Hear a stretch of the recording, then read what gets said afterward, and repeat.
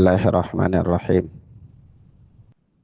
Assalamualaikum warahmatullahi wabarakatuh.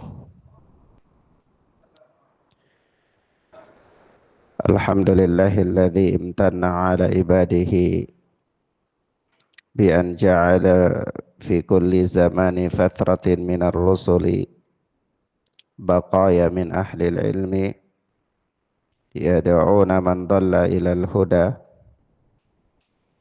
wa yasbiruna minhum ala al-adha yuhyuna bi kitabillahil mauta wa yubassiruna bi nurillahi ahlal ama wa sallallahu wa sallama wa baraka ala nabiyyina Muhammadin wa ala alihi wa sahbihi wa sallama tasliman mazidah. Amma ba'd. Ikhwana fiddin rahimani wa rahimakumullah. Kita lanjutkan pelajaran kita, ya tentunya masih dengan kitab Aqidah Salaf Ashabul Hadith oleh Al-Imam Abu Uthman As-Sabuni rahimana wa rahimahullah. Kita telah atau kita masih berada pada pembahasan tentang tanda-tanda ahlul bid'ah atau ciri-ciri ahlul bid'ah. Kemudian berkata Al-Imam As-Sabuni rahimana wa rahimahullah, wa kadzalikal mubtadi'atu khadalahumullah iqtasamu al-qawla fi hamalati akhbarihi wa naqalati atharihi wa ruwati ahadithihi al-muqtadina bihi al-muhtadina bi sunnatihi al-ma'rufina bi ashabil hadith fasammahum ba'duhum hasyawiyah wa ba'duhum musyabbihah wa ba'duhum nabitah wa ba'duhum nasibah wa ba'duhum jabariyah. Kata Imam As-Sabuni, dan demikian pula ahlul bid'ah. Demikian pula ahlul bid'ah, yakni termasuk ini para tokoh-tokoh ahlul bid'ah. Khadalahumullah, semoga Allah menghinakan mereka. Iktasamul qawla fi hamalati akhbarihi, mereka melontarkan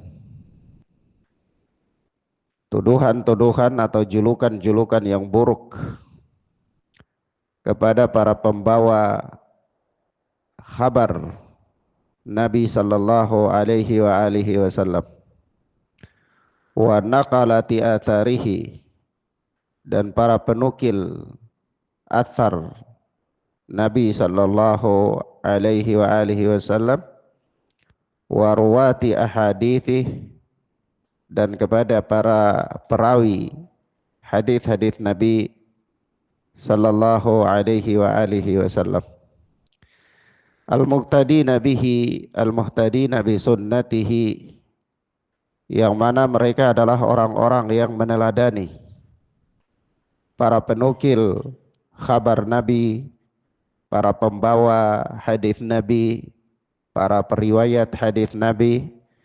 Mereka adalah orang-orang yang al-muqtadina bih, orang-orang yang meneladani Nabi sallallahu alaihi wa alihi wasallam dengan sebenar-benar teladan.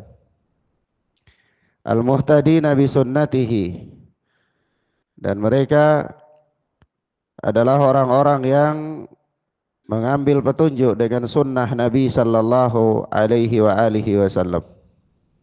Al-ma'rufina bi ashabil hadith, yang mana mereka adalah orang-orang yang dikenal dengan nama ashabul hadis. Mereka dikenal dengan ashabul hadis karena komitmen mereka berpegang teguh pada hadis-hadis Nabi sallallahu alaihi wasallam. Karena komitmen mereka dalam memeriksa setiap rawi yang meriwayatkan hadis-hadis Nabi sallallahu alaihi wasallam. Mereka dikenal atau disebut dengan ashabul hadis karena mereka adalah orang-orang yang benar-benar komitmen dalam meneladani Nabi sallallahu alaihi wasallam. Tetapi ahlul bid'ah, para gembong-gembongnya, itu fasammahum ba'dhum hasyawiyah, melontarkan tuduhan-tuduhan yang jelek kepada mereka dengan menamakan mereka sebagiannya sebagai hasyawiyah, yakni orang-orang yang dangkal, orang-orang yang kata ahlul bid'ah hasyawiyah itu orang-orang yang pandangannya tidak jauh, letterlek, orang-orang yang jumut, orang-orang yang jumut, yang sedikit ilmunya. Sekiranya kalau dia punya ilmu tidak kokoh karena dia tidak memahami tentang fikih waqi dan rekan-rekannya. Nah, itu menurut mereka, menurut ahlul bid'ah. Jadi kalau ahlu sunnah dia selalu mengajak orang untuk komitmen dengan hadis Nabi, dan setiap perkara agama dia selalu kembalikan kepada Al-Quran dan Sunnah, lalu dia berkutat tentang makna-makna yang ada di dalamnya. Itu menurut ahlul bid'ah ini orang-orang jumut. Orang-orang apa? Jumut. Orang-orang yang tidak mengikuti perkembangan zaman, orang-orang yang dangkal pengetahuan mereka. Ya, oleh sebab itu di zaman belakangan ini itu ada orang-orang yang menamakan ulama ahlul hadis itu dengan ulama mirwahah, ulama kipas angin. Ada ulama waraqi, ulama kertas. Maksudnya mereka itu cuma duduk ngajar di bawah kipas angin aja. Mereka cuma sibuk nulis saja. Urusan mereka seputar fikih wanita, seputar istihadah, seputar haid, seputar mandi janabah. Itu mereka ulama mirwahah. Mereka enggak paham terhadap fikih jihad, ya. Mereka enggak ngerti tentang apa? Fikih peperangan dan seterusnya. Jadi mereka itu jumut. Mereka jumut. Tuduhan hasyawiyah. Berulang lagi. Tuduhan ini bukan hanya ada di zaman ini atau pada zaman Al-Imam As-Sabuni, tapi jauh sebelum itu. Ya, jauh sebelum itu orang-orang falasifah itu telah menuduh Al-Imam Asy-Syafi'i, Al-Imam Ahmad, ya, dan para fuqaha sebagai orang-orang yang hanya tahu seputar pakaian dalam wanita. Jadi karena para ulama, para fuqaha ini bahas tentang hukum menyusui, bahas tentang hukum apa perwalian, bahas tentang hukum istihadah, bahas tentang hukum haid, bahas tentang hukum nifas, ya. Jadi kata mereka, ini cuman orang-orang yang cuman tahu seputar persoalan wanita doang. Nah, tuduhan itu beralih lagi sampai kepada zaman Al-Imam As-Sabuni dan sampai pada zaman kita. Zaman kita ada istilah baru, istilah yang lebih keren lagi, yaitu ulama mirwahah dan ulama waraqi.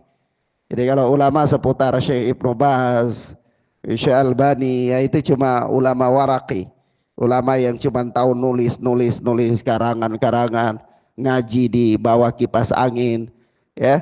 Tapi mereka tidak tahu tentang fikih jihad. Mereka bukan ahlut thugur, mereka bukan orang-orang yang hadir di perbatasan perang, orang-orang yang bukan apa menjaga kaum muslimin di perbatasan-perbatasan, bukan. Ya, sebab itu kalau antum ingin bertanya tentang persoalan jihad, jangan tanya kepada Syekh Ibnu Baz, jangan tanya kepada Al-Alama Albani, jangan. Mereka ulama waraqi, mereka ulama mirwahah, enggak tahu. Ya, antum tanya kepada siapa? Abdullah Azam. Ya, Dr. Abdullah Azam, Antum tanya kepada Usama bin Laden, antum tanya kepada rekan-rekan mereka. Kenapa? Karena mereka itu katanya ahlul thugur, orang-orang yang hadir di perbatasan. Ini pembagian. Pembagian ini untuk apa? Untuk mengelabui manusia dan memberikan lakap-lakap yang buruk kepada para ulama ahlul hadis. Pada ulama ahlul hadis. Nah, demikian ikhwan fillah azza Allah wa iyyakum. Sekarang ini begitu pula ada metode baru. Ya, metode yang pernah terjadi pada tahun 600-an Hijriyah, terjadi pada tahun 700 Hijriyah, yang telah dipangkas habis oleh Syekhul Islam Ibnu Taimiyah rahimahullah dan orang-orang yang berusaha mengembalikan manusia kepada Al-Quran dan hadis, itu telah memangkas habis ya praktek-praktek fanatisme madhabi, fanatisme madhab yang telah ada pada tahun 600 Hijriah, telah ada pada tahun 700 Hijriah dan seterusnya. Ya, sampai-sampai di zaman itu orang-orang di Masjidil Haram itu mereka kalau lakukan satu salat itu 4 imam. 4 imam. Jadi ada salat duhur 4 jamaah dengan 4 imam. Salat duhur di sana kalau madhab Maliki ya di sebelah situ imamnya juga dari Malikiyah. Di sini juga salat duhur Hambaliyah, Hanabilah dengan imamnya dari Hambali, Syafi'iyah dengan imamnya dari Syafi'iyah. Nah ini apa? Hanafiyah, Ahnaf, imamnya harus dari Hanafi. Sehingga orang Syafi'iyah tidak boleh salat di belakang orang Hanafiyah. Kenapa tidak boleh? Fanatisme madhab. Fanatisme madhab.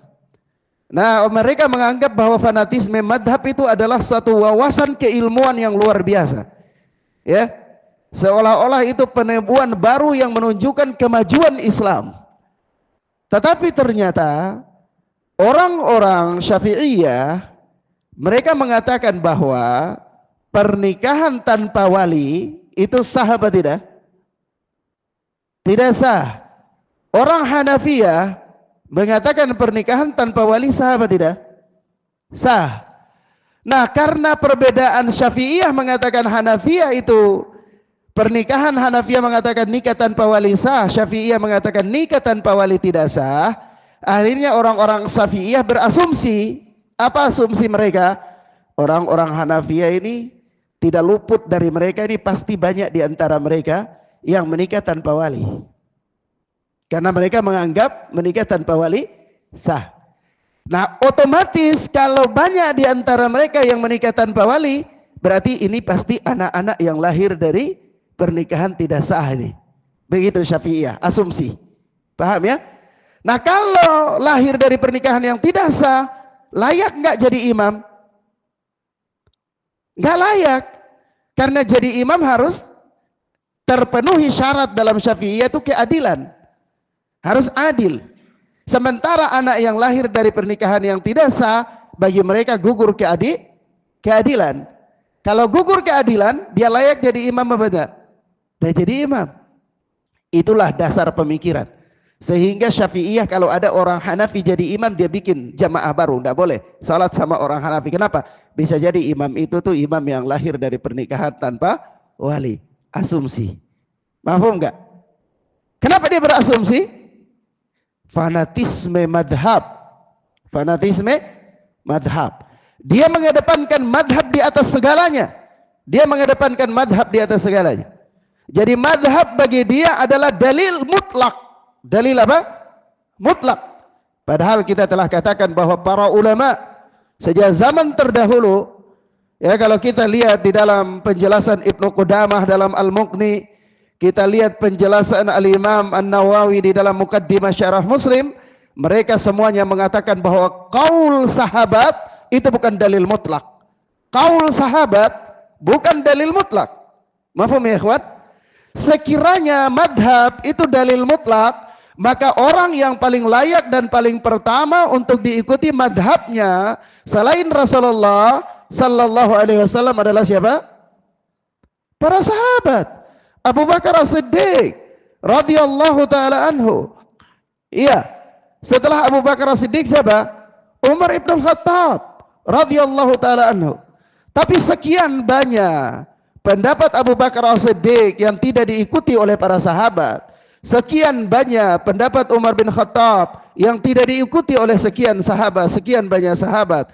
Sekian banyak pendapat Ali bin Abi Thalib yang tidak diikuti oleh sejumlah sahabat. Kenapa?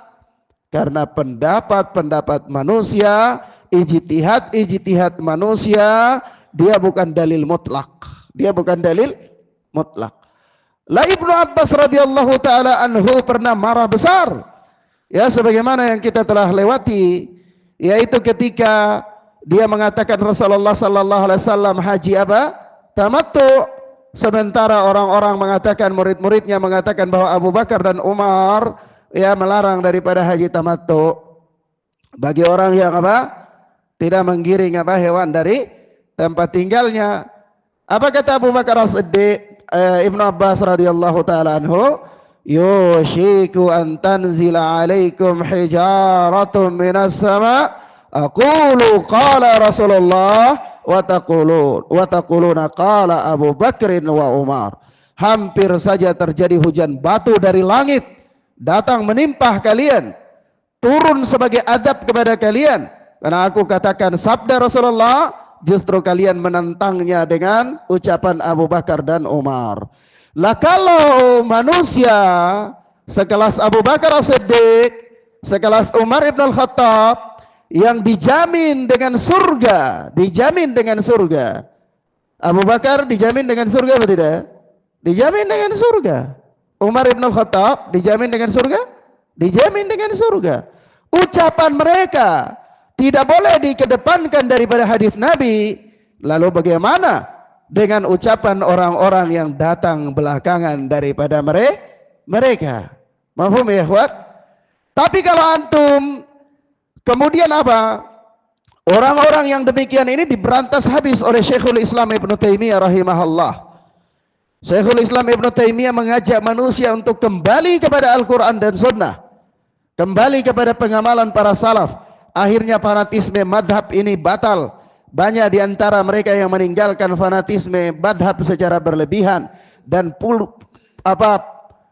fanatisme madhab secara berlebihan itu punah. Kemudian baru lagi di abad ini manusia mendengungkan fanatisme madhab lagi, ya, mendengungkan fanatisme madhab.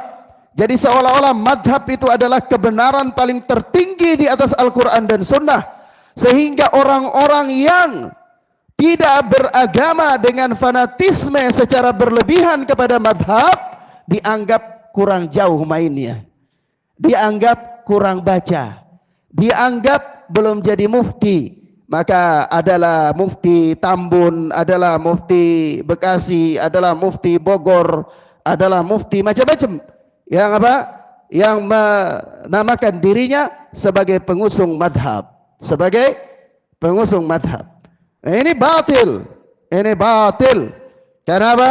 Rasulullah tidak pernah memerintahkan kita bahkan secara isyarat sekalipun untuk mengikuti madhab, sama sekali. Tetapi Rasulullah sallallahu alaihi wasallam mengatakan, fa innahu man ya'ish minkum fasayara ikhtilafan katsira fa 'alaikum bi sunnati wa sunnatil khulafa'ir rasyidin al-mahdiyyin min ba'di adhu 'alaiha bin nawajidh. Nanti barang siapa di antara kalian yang umurnya panjang hidup sampai akhir zaman, dia akan melihat perselisihan yang banyak, maka wajib bagi dia untuk berpegang teguh dengan sunnahku dan sunnah khulafa'ur rasyidin. Apakah Rasulullah mengatakan mengikuti apa? Madhab, pemikiran seorang figur tertentu? Tidak. Begitu pula Al-Imam Al-Hakim dalam Al-Mustadrak mengeluarkan riwayat, yaitu Rasulullah sallallahu alaihi wasallam mengatakan, taraktukum ala mithlil bayda lailuha kanahariha la yazigu anha illa halik, atau kama jaa fil hadis. Aku telah meninggalkan kalian di atas agama yang putih bersih, kata Nabi sallallahu alaihi wasallam. Saking bersihnya malamnya itu seperti siangnya, saking terangnya agama ini, tidak ada syubhat padanya. Dan barang siapa yang menyimpang dari agama yang putih bersih itu, dia akan binasa. Atau kama jaa fil hadis. Jadi ikhwana fiddin azani Allah wa iyyakum.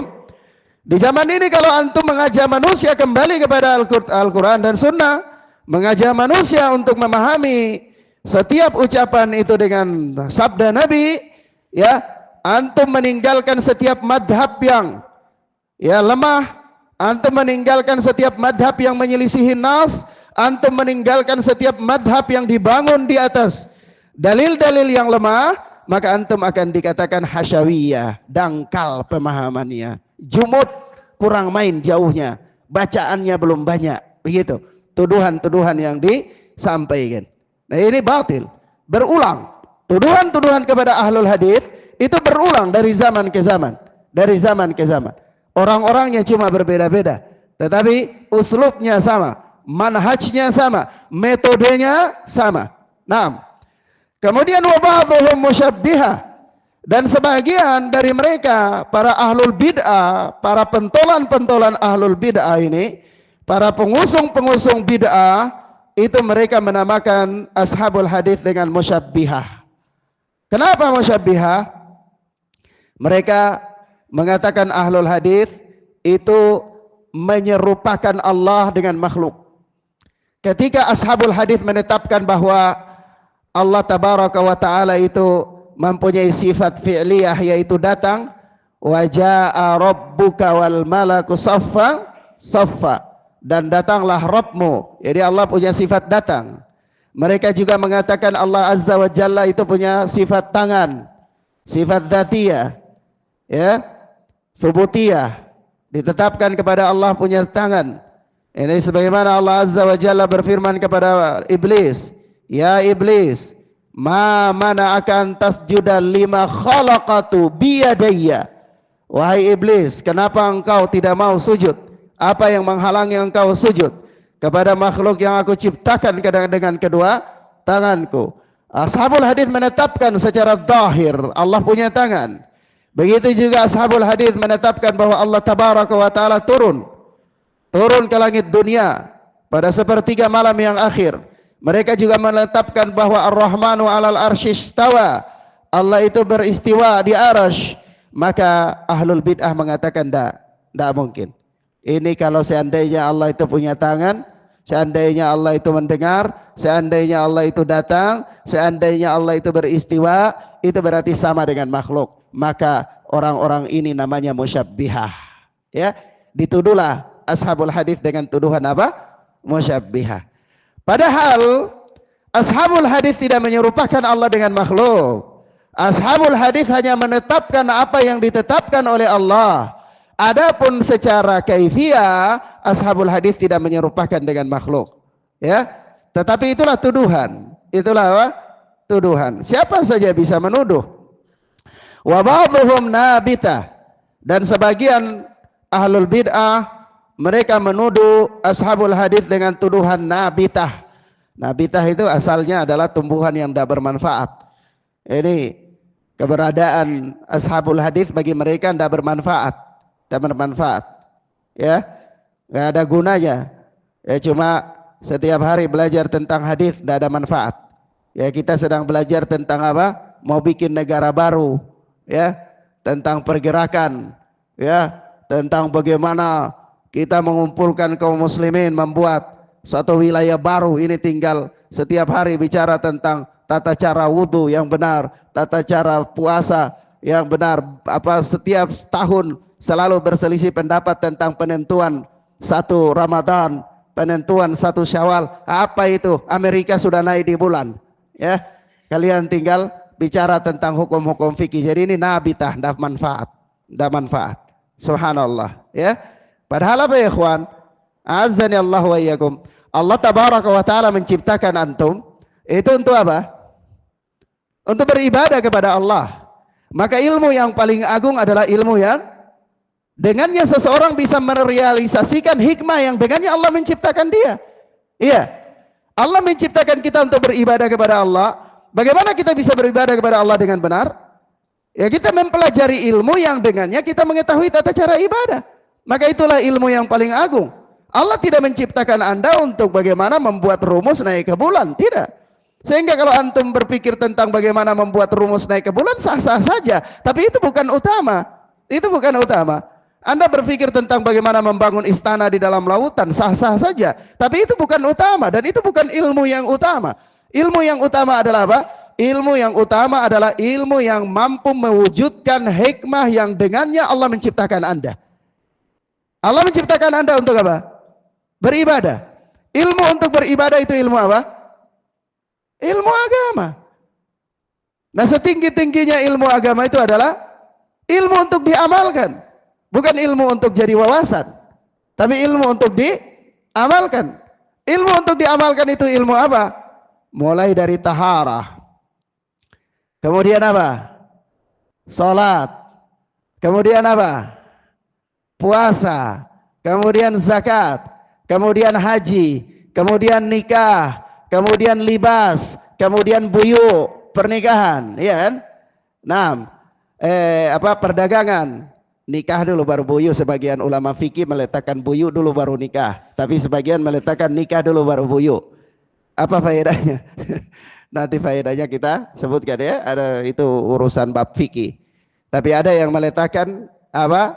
Bab nikah baru bab buyu. Ada yang meletakkan bab buyu kemudian bab nikah. Itu ada manfaat fikihnya. Tapi yang jelas para ulama sepakat bahwa kalau bicara tentang ibadah, bab yang paling pertama itu adalah taharah. Di bab taharah itu yang paling pertama apa? Bukan tayamum, al-miyah, tentang air. Karena taharah yang paling pertama menggunakan apa? Air. Kalau tayamum itu kemungkinan apa utama? Kemungkinan begitu. Maksudnya, paham ya?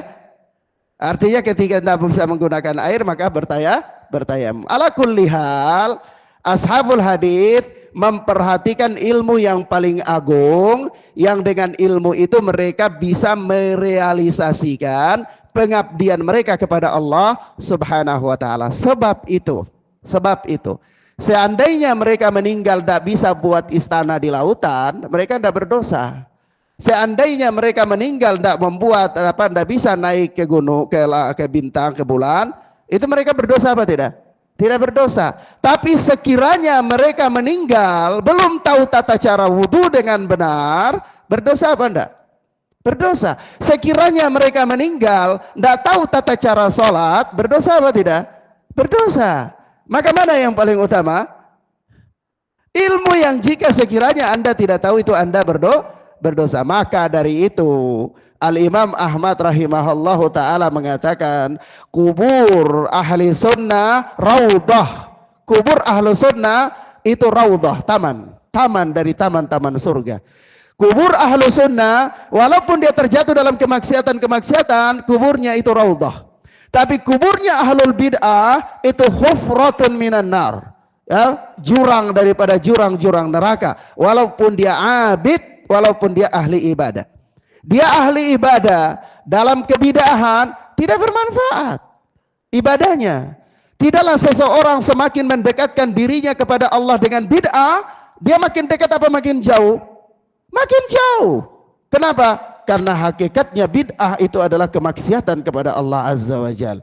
Semakin seseorang mendekatkan dirinya dengan kemaksiatan, dia semakin jauh kepada Allah, dari Allah Azza wa Jalla.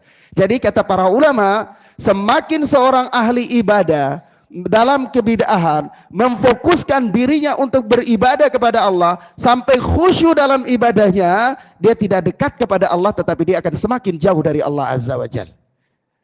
Kenapa?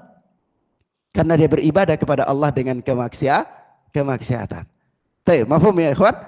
Baik, kemudian apa? Wa ba'dhum nasibah.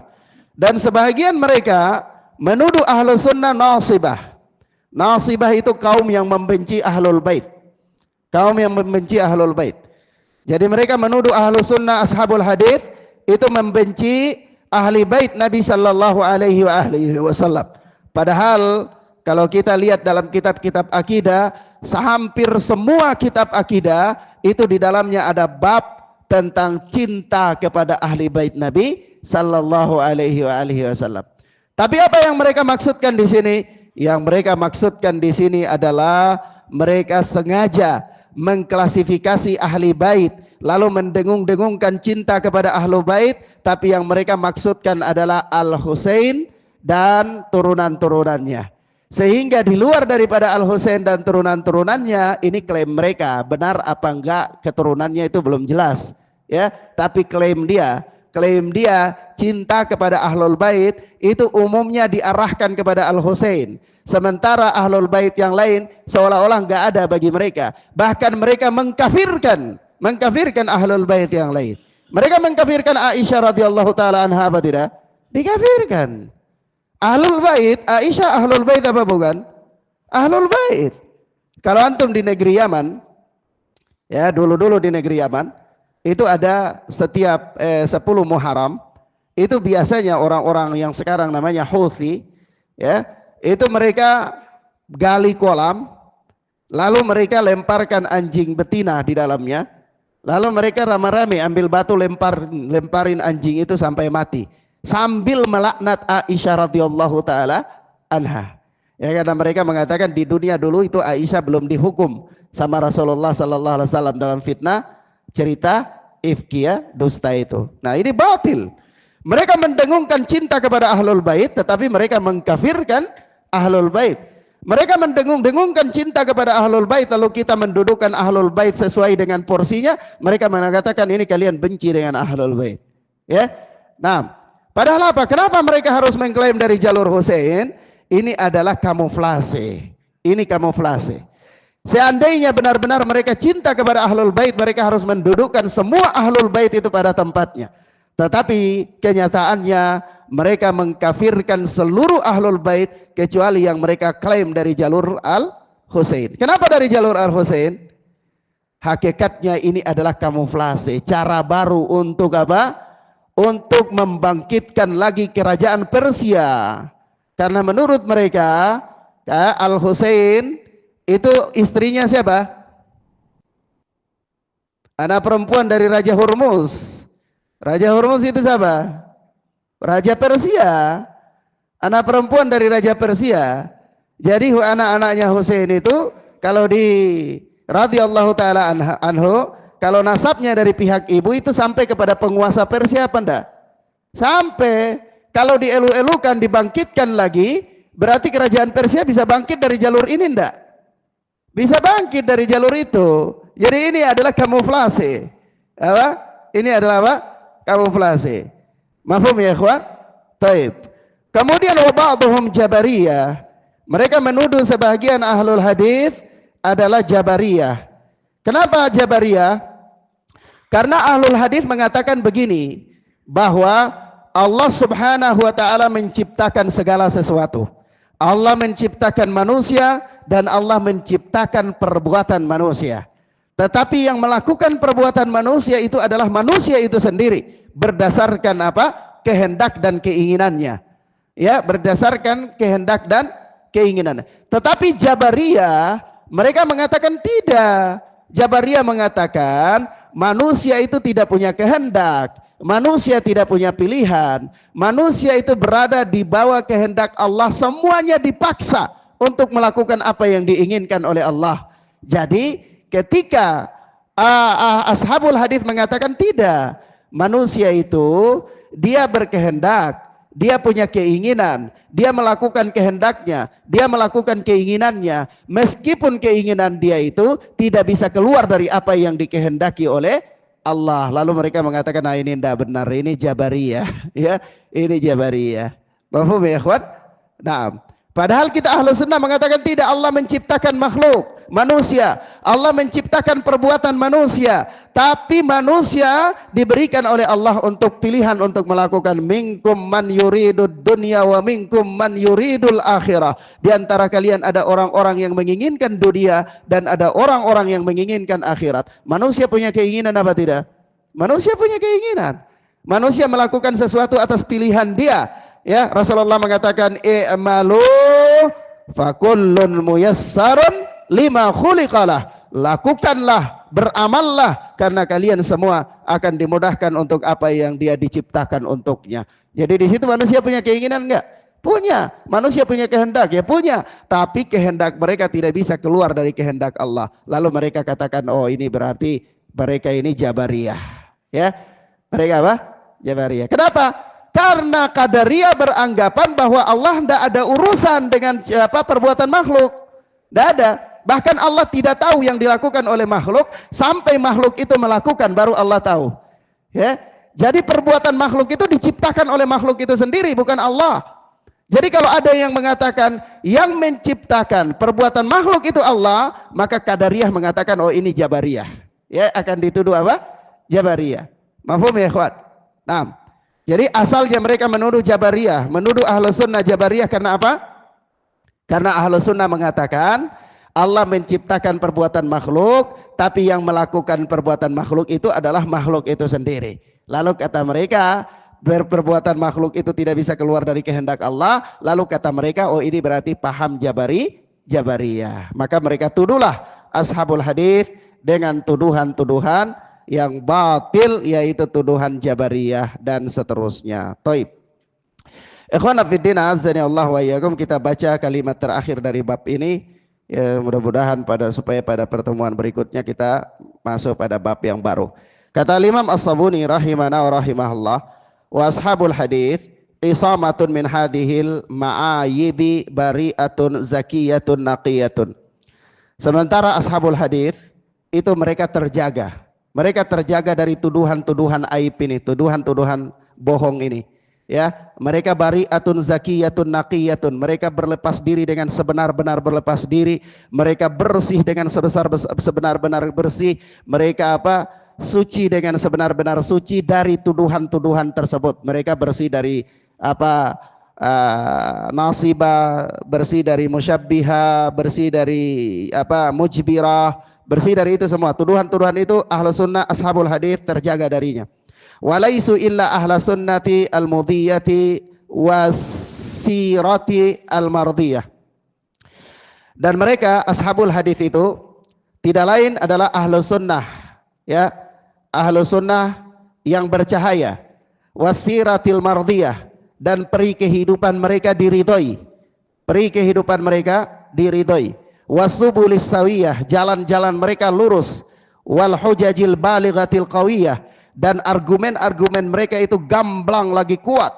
Kada waffaqahumullahu azza wa jalla littiba'i kitabihi wa wahyihi wa khitabihi, dan Allah subhanahu wa ta'ala telah memberikan taufik kepada mereka untuk mengikuti kitabnya, mengikuti wahyunya, mengikuti firmannya. Wattiba'i aqrabi awliyaihi, dan Allah memberikan taufik kepada ashabul hadis untuk mengikuti para wali-wali Allah azza wa jalla, wal iqtida'i bi rusulihi sallallahu alaihi wasallam fi ikhbarihi allati amara fiha ummatahu bil ma'rufi minal qawli wal amal.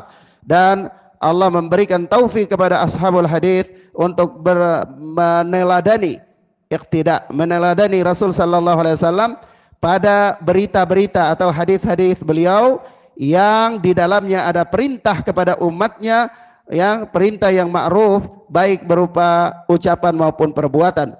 Wa zajarahum fiha anil munkari minhuma, dan apa, mewanti-wanti mereka. Allah memberikan taufik kepada ashabul hadis supaya apa? Mengikuti sabda Nabi dalam peringatan-peringatan terhadap kemungkaran-kemungkaran, baik berupa ucapan maupun perbuatan. Wa a'anahum ala tamassuki bisiratihi, dan Allah subhanahu wa ta'ala tolong ashabul hadis supaya mereka bisa berpegang teguh dengan peri kehidupan Nabi sallallahu alaihi wasallam, wal ihtida'i bimulazamati bi sunnatihi, dan mereka mendapatkan hidayah untuk berpegang teguh dengan sunnah Nabi sallallahu alaihi wasallam. Wa ja'alahum min atba'i aqrabi awliyaihi, dan Allah menjadikan ashabul hadis termasuk orang-orang yang para pengikut yang mengikuti para wali-wali Allah yang paling dekat, wa akramihim wa a'azzihim alaihi, ya, yang paling mulia dan paling terhormat dari mereka. Wa syaraha sudurahum li mahabbatihi, Allah melapangkan hati ashabul hadis untuk mencintai Nabi sallallahu alaihi wasallam dan mencintai para aulia, mencintai orang-orang saleh. Wa mahabbati a'immati syariatihi wa ulama'i ummatihi, dan mencintai imam-imam syariat serta ulama-ulama umat, wa man ahabba qauman fahuwa ma'ahum yaumal qiyamah bi hukmi qauli Rasulullah sallallahu alaihi wasallam almar'u ma'a man ahabba, yaitu dan apa kata beliau, barang siapa yang mencintai satu kaum maka dia itu nanti bersama dengan kaum itu pada hari kiamat. Hal ini berdasarkan ketetapan Nabi yang mengatakan almar'u ma'a man ahabba. Jadi begini ya kawan, kita itu bersyukur kepada Allah ketika Allah menjadikan kita orang-orang yang mempelajari ilmu hadis, ya, ada rasa lapang dengan mempelajari ilmu hadis. Sebab kalau kita tidak lapang dengan mempelajari ilmu hadis, nanti hati kita diisi dengan kesibukan mempelajari ilmu yang lain, ya. Maka ketika Allah melapangkan kita untuk mempelajari ilmu hadis, itu karunia yang besar, ya. Allah juga memberikan kita itu cinta kepada ahlul ilmi. Cinta kepada ahlul ilmi itu bukan perkara yang mudah, ya. Bukan perkara yang mudah. Kenapa? Karena ahlul ilmi manusia biasa. Kadang-kadang kita lihat dari mereka ada hal-hal pribadi yang kekurangan-kekurangan, ya. Orang ini akhirnya kita jadi tidak cinta kepada mereka. Maka cinta kepada ahlul ilmi, cinta kepada ulama adalah merupakan bagian dari karunia Allah Subhanahu wa taala. Dengan rasa cinta itulah kita termotivasi untuk mengikuti mereka karena keilmuan mereka. Karena apa? Keilmuan mereka. Nah, dan satu hal yang paling penting di sini bahwa almar'u ma'a man ahabba. Seseorang itu bersama dengan siapa yang dia cintai. Di sini ada apa kisah yang menarik ya tentang kisah ini ya. Jadi suatu ketika itu apa namanya Anas bin Malik ya. Anas bin Malik itu ketika ada seorang sahabat itu dia datang kepada Rasulullah dan dia berkata begini, ya Rasulullah mata sa'ah, wahai Rasulullah kapan terjadinya hari kiamat. Lalu kata Nabi ma'adatta laha, apa yang kau persiapkan untuk kiamat itu. Ini kamu datang tanya kiamat persiapanmu apa, ya. Nah kemudian dia katakan la syai'a illa anni uhibbullaha wa rasulah. Aku tidak punya persiapan apa-apa, tapi aku itu sangat mencintai Allah dan Rasul. Aku sangat mencintai Allah dan Rasul. Maka apa kata Rasulullah sallallahu alaihi wasallam? Anta ma'aman ahbabta. Engkau bersama dengan siapa yang engkau cintai. Ketika Rasulullah mengatakan hal itu, Anas bin Malik ini ada di halaqah itu. Maka kata Anas bin Malik, ketika itu kami sangat bergembira. Tidak ada kegembiraan yang membuat kami itu sangat bergembira melainkan dengan hadis Nabi itu, anta ma'aman ahbabta. Ya, kami sangat bergembira. Tidak ada sesuatu yang bisa membuat kami sangat bergembira melebihi dari kegembiraan kami dengan hadis anta ma'aman ahbabta. Engkau bersama dengan siapa yang engkau cintai. Maka kata Anas bin Malik, aku pun mencintai Nabi sallallahu alaihi wasallam, mencintai Abu Bakar, mencintai Umar, dan aku berharap bahwa Allah Subhanahu wa taala akan mengumpulkan aku bersama dengan mereka. Ya. Apa? Kata Anas bin Malik. Coba antum bayangkan sekelas Anas bin Malik. Siapa Anas bin Malik? Sahabat yang luar biasa, 10 tahun berteman dengan Nabi, termasuk diantara deretan para sahabat yang paling banyak meriwayatkan hadis. Tapi dia berteladan kepada siapa? Abu Bakar dan Umar, selain daripada dia. Ya. Anas bin Malik ketika setelah Rasulullah dia katakan aku mencintai Rasulullah, mencintai Abu Bakar, mencintai Umar, arju an akuna ma'ahum, aku berharap bahwa aku itu bersama dengan mereka, bihubbi iyahum, dengan sebab cintaku kepada mereka, wa illam a'mal bimithli a'malihim, meskipun aku tidak mampu beramal seperti amalan mereka. Ya, meskipun aku tidak mampu beramal seperti amalan mereka, tapi aku cinta kepada mereka di atas keimanan. Karena amal mereka, karena kecintaan mereka kepada Allah, maka aku berharap aku akan bersama dengan mereka. Maka kalau antum belajar Riyadhus Shalihin, itu kan ada bab-bab ya, ada bab tentang mengunjungi para ulama ya, berziarah kepada orang-orang alim, duduk-duduk dengan orang alim, itu ada babnya. Itu maksudnya apa? Anta ma'aman ahbabta, engkau bersama dengan siapa yang engkau cintai. Naam, wallahu taala a'lam bissawab. Ila huna ikhwan naktafi fi hadzal dars. Kita cukupkan sampai di sini. Sebelum kita tutup ana ingin bacakan satu hadis ya. Ya, satu hadis yaitu hadis yang dikeluarkan oleh Al-Imam At-Tabrani di dalam Al-Awsat, disahihkan oleh Al-Imam Albani di dalam Sahih At-Targhib ya, dari sahabat Abu Hurairah radhiyallahu taala anhu, yaitu Rasulullah sallallahu alaihi wasallam bersabda, man gada ilal masjid la yuridu illa an yata'allama khairan aw yu'allimahu kana lahu ka ajri hajjin taman hajjatuhu. Ya, barang siapa yang pagi-pagi dia datang ke masjid, ya, dia bepergian ke masjid dan dia tidak ada tujuan lain kecuali untuk belajar, mempelajari kebaikan atau mengajarkan kebaikan, kana lahu ka ajri hajjin tamin, ka ajri hajjin taman, ya, maka pahalanya itu seperti haji yang sempurna. Seperti haji yang apa? Ka ajri hajjin taman hajjatuhu, ya, pahalanya seperti pahala haji yang sempurna. Jadi kalau antum datang ke masjid, ya, datang itu untuk belajar agama atau untuk mengajar, ya, maka itu tidak ada ruginya. Pahalanya sama dengan apa? Haji yang sempurna pahala hajinya. Hadis ini dikeluarkan oleh Al-Imam At-Tabrani di dalam Al-Awsat, disahihkan oleh Al-Imam Albani di dalam Sahih At-Targhib, ya. Nah, jadi ini tentunya ini menunjukkan kepada kita tentang faedah apa? Faedah belajar, ya, faedah mendatangi majelis ilmu. Maka jangan pernah malas-malas mendatangi majelis ilmu. Aja istri antum, ya, supaya dari rumah jalan bareng-bareng, ya kan, ngaji. Masya Allah indahnya dunia ini, ya. Begitu juga pulang ngaji bareng-bareng sambil gandeng-gandeng tangan, Masya Allah kemesrahan untuk menuju taman-taman surga, ya. Daripada antum hanya gandeng-gandeng tangan untuk ke mall, ya, gandeng-gandeng tangan ke majelis ilmu itu, Masya Allah, ya. Nah, wallahu ta'ala alam bissawab. Subhanakallahumma wa bihamdika asyhadu an la ilaha illa anta astaghfiruka wa atubu ilaik. Wassalamualaikum warahmatullahi wabarakatuh.